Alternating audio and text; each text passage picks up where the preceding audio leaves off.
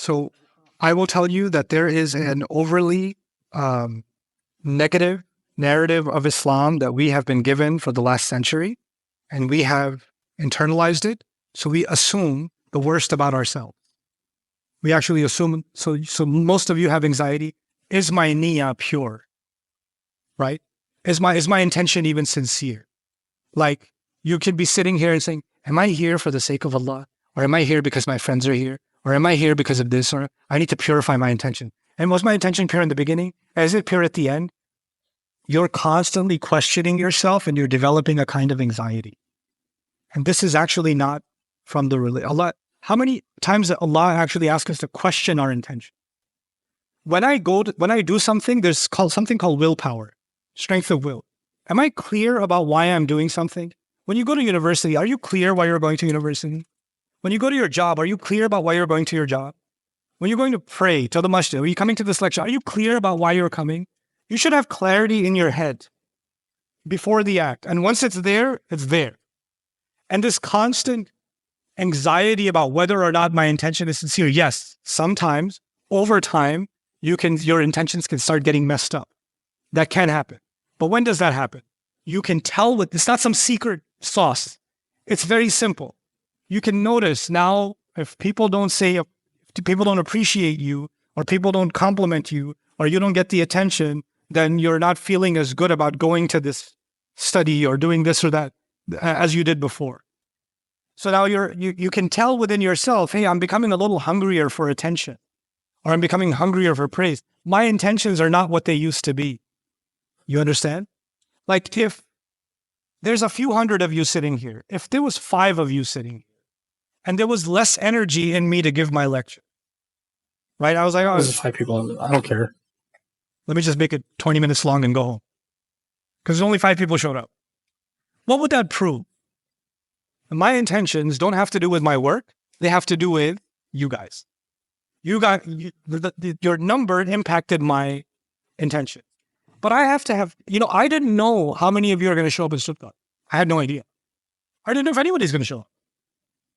I just want to experiment. Show up. I've never been here before. And sometimes people come and they tell me, you must come to this place. Oh, it's going to be amazing. And I'm like, okay, I'll check it out.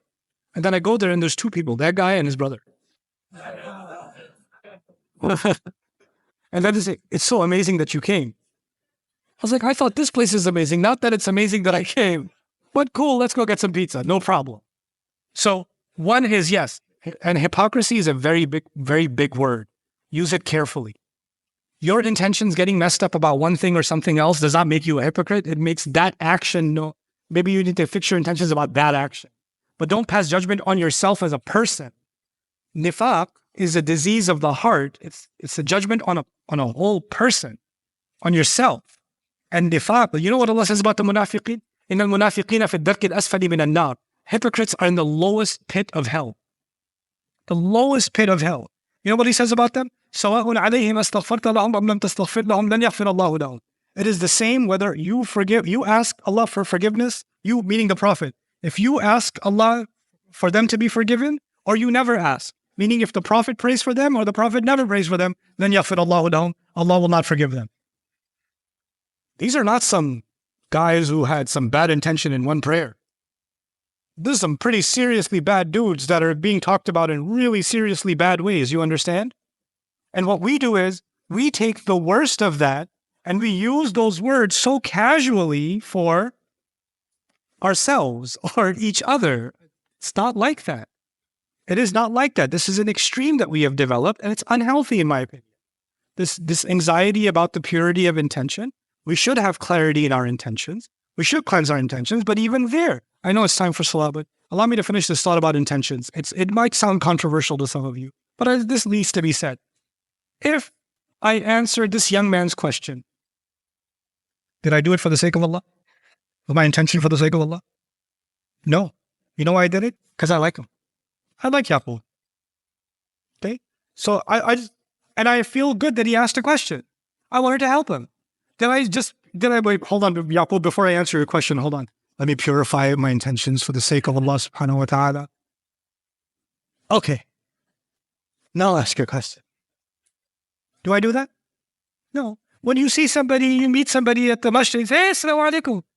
Wait, hold on, I just smiled.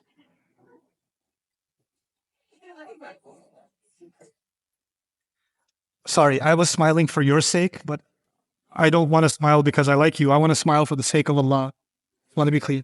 When you hug your mom, when you go home, you hug your mom. You're like, mom, hold on a second. Let me niyat karta hu ek hug. Like,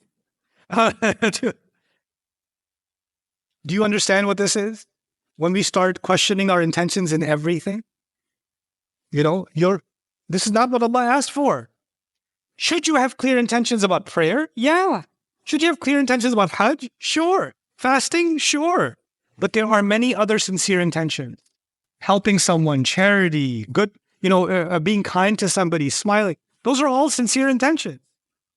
Those are all completely sincere intentions. But yes, if you're becoming a fake person, you know it. You know it, and you should catch yourself in that. And if you're becoming too obsessed with appearance and with how people see you and your social media standing or whatever, that kind of stuff, then yeah, you should have people around you that can say, hey, come on, you're going down the wrong path. But my advice to you is we should all fear hypocrisy, but we should be careful not to label ourselves as hypocrites. I consider that a form of self-hate. You shouldn't do that. You shouldn't do that. Allah doesn't do that to you. So you shouldn't do that to yourself.